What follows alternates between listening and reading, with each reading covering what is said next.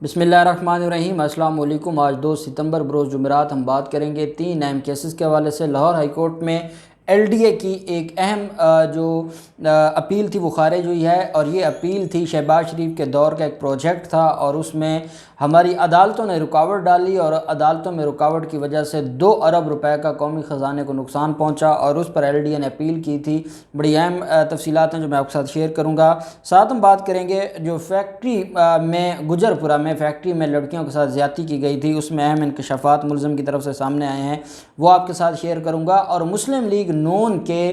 2 رہنماؤں نے آج ایک پریس کانفرنس کی ہے، اور یہ پریس کانفرنس مریم نواز کے خاص ایجنڈے پر آج پریس کانفرنس کی گئی ہے، اور اس میں وزیر اعظم عمران خان پر بھی جو الزام لگائے گئے ہیں، اور اس کے علاوہ حکومت کے حوالے سے اور مریم نواز کی آئندہ قیادت کے حوالے سے میں یہ سمجھتا ہوں کہ یہ پریس کانفرنس اور آج جو انہوں نے الزامات یا جو گفتگو کی ہے اور جیسے الفاظ استعمال کیے ہیں،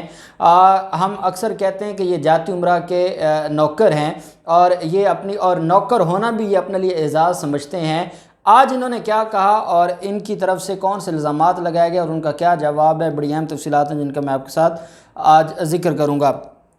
لاہور میں گجرپورہ کا یہ علاقہ ہے، فیکٹری میں لڑکیوں کے ساتھ زیادتی کی گئی، فیکٹری مالک گرفتار ہو گیا، اور فیکٹری مالک کے ساتھ 2 اور ملزمان تھے، ان کی گرفتاری کے لیے جو پولیس ہے وہ کارروائی کر رہی ہے۔ گرفتار فیکٹری ملازم ندیم نے پولیس کو بیان دیا ہے جو اب سامنے آ گیا ہے۔ ملزم ندیم نے بتایا پولیس کو کہ میرے کزن عرفان کے ہاں بیٹے کی پیدائش پر جشن منانے کا منصوبہ بنایا گیا۔ پارٹی کے لیے عرفان نے دیگر 5 دوستوں کو بھی فیکٹری بلایا تھا۔ گرفتار فیکٹری مالک کے مطابق پارٹی کے لیے دونوں لڑکیوں کو شاہدرہ سے لایا گیا، دونوں لڑکیوں کو ڈانس کے لیے 15,000 روپے میں بک کیا گیا تھا۔ دوران تفتیش ملزم نے بتایا کہ لڑکیوں کو رات 2 بجے واپس چھوڑنا تھا، لیکن صبح 7 بجے گھر پہنچایا۔ پیسوں کے معاملے پر جھگڑا ہو گیا تو لڑکیوں نے زیادتی کا الزام لگا دیا۔ انہوں نے کہا کہ ہم نے زیادتی نہیں کی، ہم نے لڑکیوں کو اپنی مرضی سے وہ آئی تھیں اور اپنی مرضی سے ہی یہ سارا معاملہ ہوا، اور ہم نے کوئی زیادتی نہیں کی۔ اینٹی ریپ آرڈیننس کے حوالے سے ایک میٹنگ ہو رہی تھی۔ اعظم نذیر تارڑ صاحب آپ جانتے ہیں کہ وہ مسلم لیگ نون کے سینیٹر بھی ہیں اور مسلم لیگ نون کے رہنما بھی ہیں، لیکن وہ فوجداری قانون میں ان کو اپنا ان کا مقام ہے، اور فوجداری قانون پہ بڑا ان کو عبور حاصل ہے۔ انہوں نے کل ایک اجلاس میں ایک بات کی کہ ہمارے ہاں جو یہ ریپ کا کنسیپٹ ہے، اس میں جب کوئی شادی بھاگ کر جوڑا شادی کرتا ہے، جو لو میرج کرتے ہیں، تو جو ان کی فیملی کے لوگ ہیں، لڑکی کی فیملی کے لوگ، وہ اکثر جو مقدمہ درج کرواتے ہیں وہ اغوا کا کرواتے ہیں یا ریپ کا، زنا کا کرواتے ہیں۔ یہ مقدمہ ہوتا ہے، اور لڑکی جب ہفتے 10 دن 15 دن بعد واپس آتی ہے، اور وہ اگر والدین کے ساتھ بیٹھ جائے یا وہ بیان دے دے کہ وہ اپنے والدین کے ساتھ جانا چاہتی ہے، تو پھر کیا ہے کہ ریپ کا مقدمہ درج ہو جاتا ہے۔ اس پر اعظم نذیر تارڑ کا یہ کہنا تھا کہ آپ جب ریپ کی ڈیفینیشن کر رہے ہیں تو اس میں یہ چیز ضرور رکھیں کہ ایک ریپ کا معاملہ وہ ہے جو معاملہ آپ کو نظر آتا ہے جو درندے زیادتی کرتے ہیں، ایک ہے ود کانسنٹ جس کو جناب رضا کا ایک کنسیپٹ کہا گیا ہے جو ہمارے شریعہ لاء میں بھی ہے، اور فورنیکیشن کہتے ہیں، پاکستان پینل کوڈ میں باقاعدہ 5 سال سزا ہے اگر ود کانسنٹ بھی وہ جو ہے وہ انٹر کورس کریں گے تو اس کی بھی 5 سال سزا ہے پاکستان پینل کوڈ میں۔ اب اس میں کیا ہوتا ہے کہ ریپ کا جو معاملہ ہے، جو اصل درندے ہیں، پھر جب ہر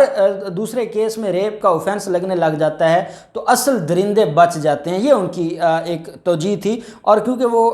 کرمنل میٹرز کو بہت زیادہ بہتر سمجھتے ہیں تو یہ ان کی بات اس حد تک ٹھیک تھی کہ یہاں پر جو بھی معاملہ ہو اس کے بعد ریپ کا ہی مقدمہ ہوتا ہے، جس کی وجہ سے جو اصل مقدمات ہیں ریپ کے وہ ڈسٹرب ہوتے ہیں یا اس کی وجہ سے وہ خراب ہوتے ہیں۔ یہ ان کا ایک پوائنٹ آف ویو تھا۔ یہی معاملہ اب یہ جو فیکٹری مالک ہے اس کی طرف سے یہ کہا گیا ہے کہ ہم اور اس نے پہلے ہی گرفتار ہوتے ہی اس نے کہا تھا کہ وہ اپنی رضامندی سے آئی تھیں، اور اب یہ معاملہ یہاں تک پہنچا ہے۔ اب اگر تو ان کے ساتھ زیادتی ہوئی ہے، ریپ ہوا ہے، تو میڈیکل سامنے آ جائے گا۔ میڈیکل سامنے آئے گا تو اس کا مطلب یہ ہے کہ چاہے یہ جس مقصد کے لیے بھی لے کے آئے تھے لیکن انہوں نے زیادتی کی ہے، اور ان درندوں کو سزا ملنی چاہیے۔ اور ویسے بھی غیر قانونی کام ہے جو انہوں نے کیا ہے، تو اس کے اوپر بھی جو ان کے خلاف کیس بنتا ہے یا کارروائی بنتی ہے، وہ ڈی این اے میں سارا کچھ سامنے آ جاتا ہے کہ کیا ریپ ہوا، انہی نے کیا، کسی اور نے کیا، یہ ساری چیزیں سامنے آ جائیں گی۔ تو اب پولیس کا یہ کہنا ہے کہ جو مالک ندیم ہے اس سے ہم تفتیش کر رہے ہیں، اور جو 2 ملزمان باقی ہیں ان کی بھی گرفتاری کے لیے پولیس کوشش کر رہی ہے، اور ہم بہت جلد ان کو گرفتار کر لیں گے۔ اورنج لائن منصوبے کی تاخیر کا جو معاملہ ہے، آپ جانتے ہیں کہ شہباز شریف نے اورنج لائن منصوبہ، جب شہباز شریف کا دور حکومت ختم ہو رہا تھا تو اس نے تھوڑے سے آدھے کلومیٹر کا جو ایک ٹریک بنا کے اس کے اوپر اورنج لائن ٹرین چلوا دی، اور خود بیٹھ گئے اس میں، حامد امیر جیسوں کو بٹھا لیا اور کہا کہ وہ پروجیکٹ تو مکمل ہو گیا ہے۔ اب اس پر سپریم کورٹ میں الگ سے کیسز تھے، لاہور ہائی کورٹ میں الگ سے کیسز تھے، 22 ماہ وہ پروجیکٹ رکا رہا۔ اب وہ جو پروجیکٹ رکا رہا تو اس کے پیچھے کیونکہ ان کی جو شہباز شریف دور حکومت کی غلط پالیسی تھی، اور یہ تاریخی بلڈنگز تھی وہ بھی اس کے اندر رگڑنا چاہتے تھے، سپریم کورٹ کی بلڈنگ کو بھی، ہائی کورٹ کو بھی، یہ ان کے، اور چوبرجی جو ایک بلڈنگ ہے، ایک تاریخی بلڈنگ ہے، کیونکہ ان کے پاس پلاننگ تو تھی نہیں، ان کے پاس صرف یہ تھا کہ ہم پچھلے دور میں میٹرو دکھا گئے تھے، اب ہم اورنج لائن دکھا جائیں، ہمارا کام چلتا رہے گا۔ اس بابت انہوں نے یہ ڈرامہ رچایا تھا، اور مس مینجمنٹ کی وجہ سے اور غلط پلاننگ کی وجہ سے 22 ماہ تک وہ کام رکا رہا، اور اس کی وجہ سے جو حبیب کنسٹرکشن کمپنی ہے اس کو 1 ارب 88 کروڑ اضافی معاوضے کا اس نے مطالبہ کر دیا ایل ڈی اے سے۔ ایل ڈی اے نے سول کورٹ میں دعویٰ فائل کیا، سول کورٹ نے کہا کہ ایک آربیٹریٹر مقرر کر دیتے ہیں، ثالث مقرر کر دیتے ہیں، اور ثالث اس کا فیصلہ کرے گا کہ آیا ایل ڈی اے کو پیسے ادا کرنے ہوں گے 1 ارب 98 کروڑ جو معاوضہ ہے، ایل ڈی اے نے کہاں سے اپنی کو جیب سے کرنا ہے، ریاست کے پیسے جائیں گے، اور یہ کہتے ہیں ہم نے، آج بھی یہ کہتے ہیں کہ ہم نے بڑی ملک کی خدمت کی ہے۔ ایل ڈی اے نے عدالت کے روبرو موقف اختیار کیا کہ لاہور ہائی کورٹ کے حکم امتناع کی وجہ سے 11 تاریخی مقامات پر اورنج لائن کا جو منصوبہ ہے وہ 22 ماہ رکا رہا۔ حبیب کنسٹرکشن سروسز نے نقصان کی مد میں 1 ارب 98 کروڑ زائد رقم کا مطالبہ کیا، کسی معاہدے کی خلاف ورزی نہیں ہوئی، منصوبہ عدالتوں کی وجہ سے رکا۔ مزید برآں ایل ڈی اے نے کہا جب کوئی تنازع ہی نہیں تو معاملہ ثالثی کے ذریعے حل کا فیصلہ قانون کے مطابق نہیں ہے۔ عدالت نے استفسار کیا کہ ایل ڈی اے ریکارڈ کے مطابق فریقین کے درمیان تنازع واضح ہے، یہ دیکھنا ثالث کا کام ہے کہ حبیب کنسٹرکشن کا زائد رقم کا مطالبہ قانون کے مطابق ہے یا نہیں۔ فیصلے میں مزید کہا گیا کہ صرف ایل ڈی اے کے نہ ماننے سے تنازع سے انکار نہیں ہو سکتا۔ لاہور ہائی کورٹ نے سول عدالت کا جو فیصلہ تھا اس کو برقرار رکھتے ہوئے ان کی اپیل خارج کر دی۔ لاہور ہائی کورٹ نے کہا کہ آپ جائیں اور ثالث سے فیصلہ کروائیں، اور جو بھی آپ، ہماری عدالتیں بھی بادشاہی نظام ہے، جیسے افتخار چودھری نے ریکوڈ ایک معاملے پر ایک فیصلہ دے دیا، آج تک ہم بھگت رہے ہیں۔ ابھی جو راوی ریور پروجیکٹ ہے اس پر بھی سٹے ہے، جو لاہور کا میگا بزنس پروجیکٹ ہے، جو پرانا والٹن والا ایئرپورٹ ہے وہاں بھی سٹے ہے، سارا کام رکا ہوا ہے۔ جن کمپنیوں کے ساتھ ٹھیکہ ہوتا ہے وہ اس پہ فائن لگا دیتے ہیں، اور ہماری عدالتیں بعد میں چپکے سے صرف انہوں نے کیا کرنا ہے، انہوں نے کہہ دینا ہاں جی جائیں اور آپ اپنا معاملات آپس میں حل کریں، اور وہ معاملہ پھر ایسے کیا ایسے ہی رہ جاتا ہے۔ عطا تارڑ اور عظمیٰ بخاری نے پریس کانفرنس کی ہے، اور اس میں الزامات لگائے ہیں وزیر اعظم عمران خان پر، اور وزیر اعظم عمران خان پر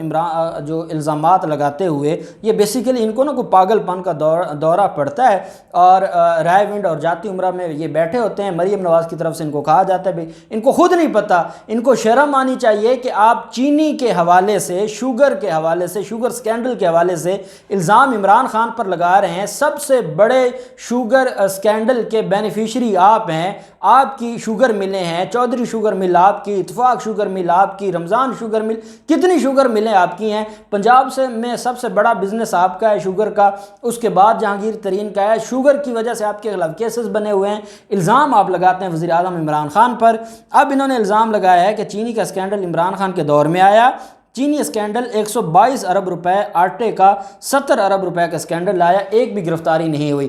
چینی اسکینڈل آیا، چینی اسکینڈل میں ان کے ملزمان تھے، ان کی فیملی کے لوگ اور ان کے جو لیگی صدر ہیں وہ ملزمان تھے، وہ آج تک بیل پر ہیں، اور ان کی گرفتاری کے حوالے سے بات ہوتی ہے تو کہتے ہیں سیاسی انتقام کا نشانہ بنایا جا رہا ہے، اور خود کہہ رہے ہیں کہ بھائی کیوں گرفتاری نہیں ہوئی چینی اسکینڈل پہ. یہ ہے ان کا ذہنی، جو یہ سمجھتے ہیں کہ عوام بے وقوف ہے، اور جب ہم کہیں گے چینی اسکینڈل تو عوام سمجھے گی یہ عمران خان کا اسکینڈل ہے. آپ کے کرتوت ہیں، آپ نے سبسڈیز لیں، آپ نے چینی مصنوعی قلت کی، اور آپ وہ جو گروپ پکڑا گیا تھا واٹس ایپ گروپ جو سٹا مافیا کا، اس میں بھی آپ کے لوگ ہی تھے. آپ کی شوگر ملیں تھیں، آپ نے 25 ارب روپے کی منی لانڈرنگ کی اپنی شوگر ملوں کے ذریعے، اور آپ الزام عمران خان پر لگاتے ہیں. ساتھ انہوں نے کہا کہ عمران خان نے چینی آٹے پر ڈاکہ ڈالا، آپ کے پاس اتنے پیسے کہاں سے آئے، عمران نیازی کا ذریعہ آمدن کیا ہے، 400 کنال پر کیسے گھر بنا لیا،